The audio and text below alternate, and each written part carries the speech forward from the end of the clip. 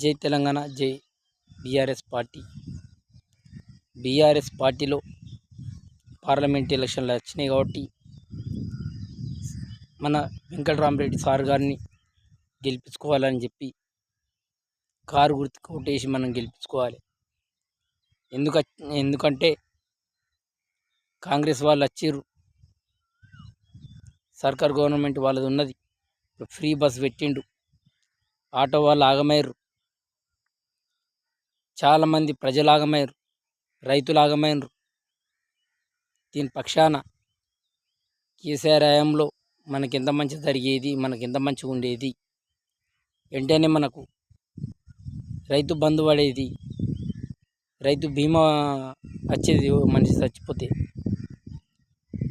ఎక్కలేని అద్భుతమైన పథకాలు, ఇంటింటికి నల్ల, ఇంటింటికి సిసి రోడ్, అన్ని విధాలు